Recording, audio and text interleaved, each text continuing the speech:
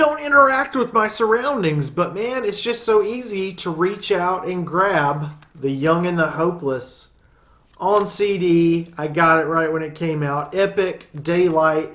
We're going to be ranking the songs on Good Charlotte's The Young and the Hopeless. We're ranking the 14 tracks from worst to best. And it was a lot of fun revisiting this album. And in my opinion, there are 5 decent songs, 2 good songs, and 7 certified bangers. At the end of this video, I'll show you the complete list, but don't skip ahead lest you want Jilly Bo Legweek to take his guitar off and have a chat with you. And you do not want that to happen. But let's start with the worst of the bunch. And there are some problems that I have with this record. Despite it being pretty perfect front to back, there's still some issues here. And it is, there are no interludes, but there is an introduction. And you know I'm anti-introduction, anti-interlude, and all that stuff. And A New Beginning is kind of an intro type thing. It's a pretty good one. It's a pretty good intro, but it wastes my time. I want to hear vocals. I want to hear rock guitars. And A New Beginning, this isn't a Friday the 13th movie. Do I have it? No, I have Jason Lives. I thought I had The Final Friday. Wait a minute. It's in there. The 40-Year-Old Virgin's down there.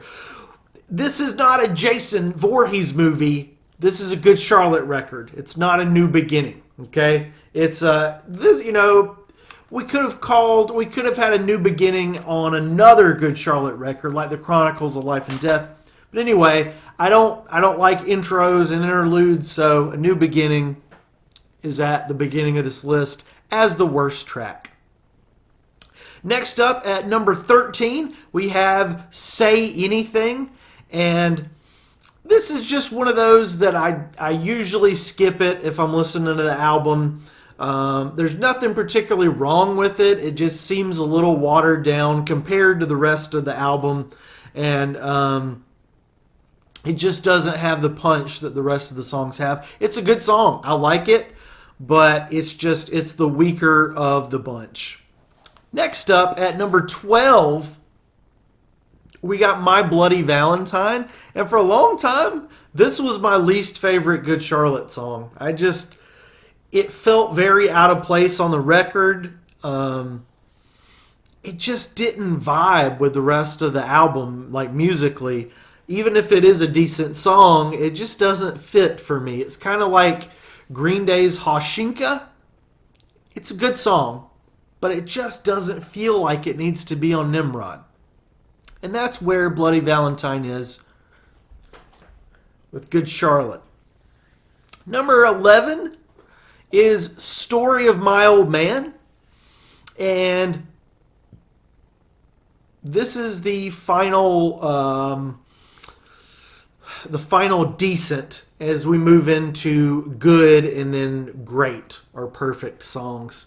Number 11, Story of My Old Man.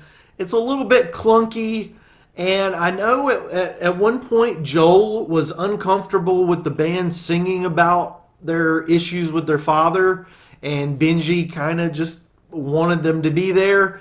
And Story of My Old Man, it's okay, but it just it dwells on that subject a little bit much, even for Good Charlotte, and that's why it's down here as the final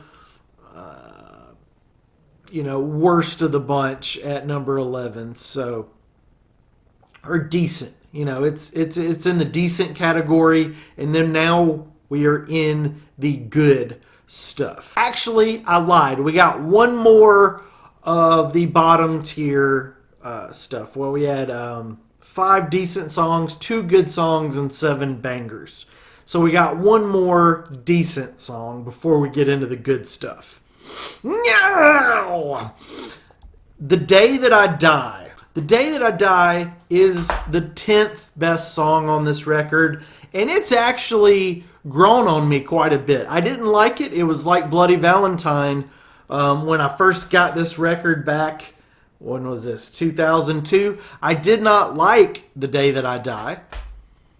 But it's really grown on me over the years, and it's become a pretty good song to check out every so many years. It's a good one. It's a good song. It's just in the lower echelon of this record. But now we're into the two songs that are good but not perfect. All right, and then we'll get to the perfect stuff. Now at number 9, we get Emotionless, which used to be way, way down on my list, but it's actually catchier than you might remember.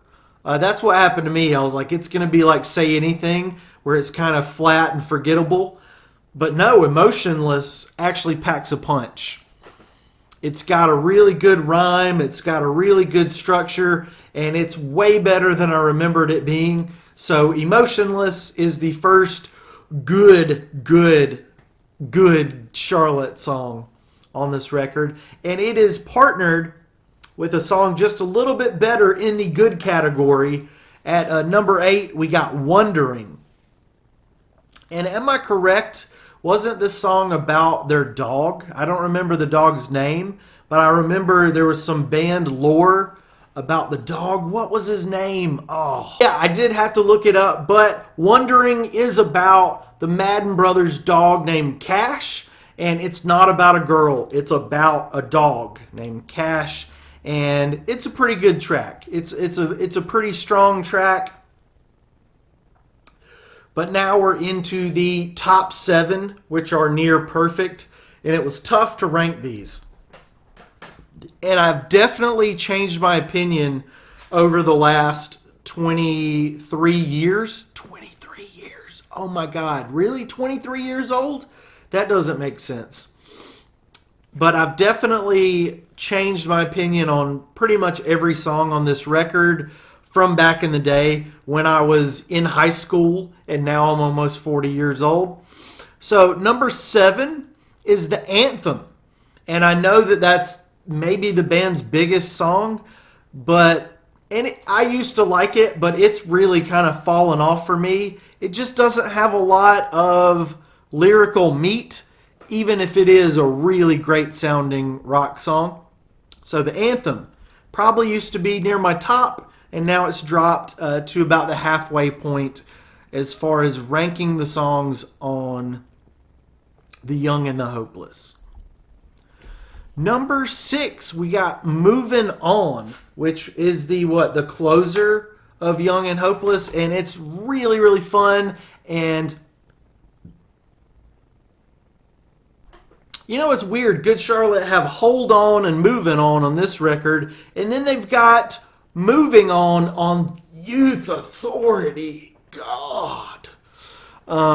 That's really kind of weird when bands do that. You'd think with such a short catalog, I mean, they don't have a massive stack of albums, you'd think they would not name 2 songs the same title. But one's got an apostrophe, one's got a G, so we'll let it slide. But Good Charlotte, that's like some Stained kind of move right there. Stained, I think, have 3 songs with the same title now, which is really bad. Don't do another Moving On. If there's another Moving On Motel du Capo, we're going to have problems, Madden Brothers.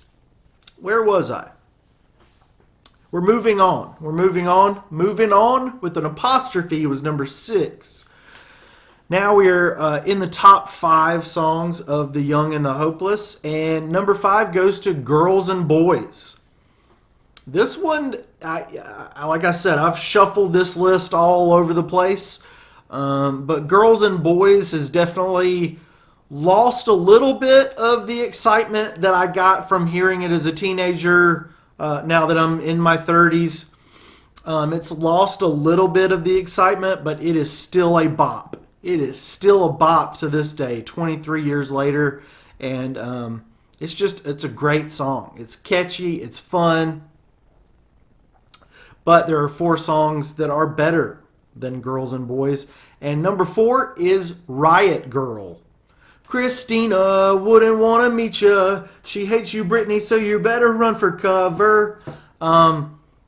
That still connects with me. Like, we're still kind of like, even though I don't have a problem with pop music, it's still hilarious to hear, especially as the Madden brothers kind of fell in with the pop singer crowd, right? So Riot Girl is really cool. I remember it kind of bringing to mind images of Avril Lavigne back in the day, and it's just a lot of fun, right? It's a lot of fun.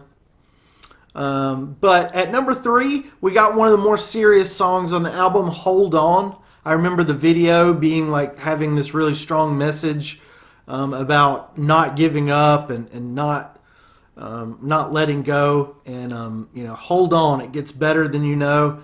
And that song, it really helped me out a lot. I hope that it helped you out as well. I kind of want to go watch that video again. It was pretty emotional and pretty noteworthy as being. Is it the only serious song on here for the most part? The Story of My Old Man is. I mean, it's the only song that's like not.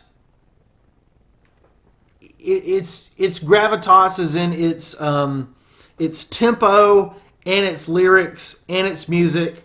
Some of the other songs could be serious, but they kind of have this fun poppy vibe. So Hold On is Good Charlotte showing that they can be more mature than we've heard them so far. So I really like Hold On.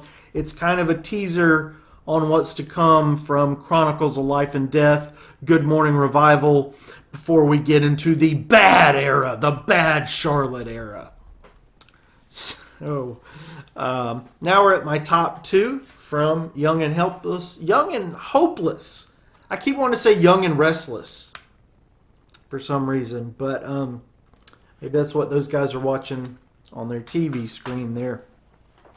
The 2 big ones, right? And I think I've probably got it reversed from the popular consensus, but these are 2 pretty big hits. At my number 2 spot is The Lifestyles of the Rich and the Famous. This was the song. Like, I was a fan of the first record. I remember just carrying that CD to high school, and me and my friend, I had one friend that was really obsessed with Good Charlotte too, and me and her would just go to school and talk about the different versions, the different covers. I think I got it here. Yeah, right here. I think there was like a black cover and a white cover. The bonus, I think there's a bonus track. And let's check. Does yours look like this? That's what mine looks like. Smells like high school. But the Lifestyles of the Rich and the Famous, the video was perfect. We had freaking Kyle Gass, oh my lord, from Tenacious D. We had a lot of celebrities in that video. It was so much fun. Even if it was kind of weird even back then, it was like, aren't these guys rich and famous? Like, I think Good Charlotte might want us to rob them. Rob them. Like, there's a little bit of a disconnect there. Like, maybe if it was like maybe if it was talking about billionaires, but there is a disconnect. But it's kind of part of the joke, right? And Lifestyles of the Rich and the Famous is just a really great song. But there's one song that I like better, and I think it's because it's a little bit more gravelly, and we've got a little bit of a different vocal approach, or, who's singing on my number 1 pick, which is The Young and the Hopeless, the title track. The Young and the Hopeless. I love when Benji takes over and his voice is a little bit more gravelly than Joel's, and I love what he's saying about, how people give Good Charlotte crap about being so poppy, but when they run into him, I bet they're hugging him, they're sucking up to him, they're wanting their autograph. You got nothing to say, right? The haters got nothing to say. Where is Johnny Rotten at? He's at home washing his tights. And Good Charlotte and Green Day, They're just out here making what a lot of people call pop punk. They're making good rock and roll is what they're doing. And yeah, all of these songs are pretty good. You know, even the ones at the bottom of my list, A New Beginning, it's a good intro. Say Anything, it's fine. Bloody Valentine is it's okay. Story of My Own Man is okay. And then Day That I Die, Emotionless, Wondering, Anthem, Moving On, Good Girls and Boys, Riot Girl, Hold On, Lifestyles of the Rich and Famous, and Young and the Hopeless. All of it wrapped into this Epic Records release from 2002. Just a really fun listen, front to back. You really don't need to skip those the songs that I ranked last. You know, you can just put this whole thing on and have a good listen.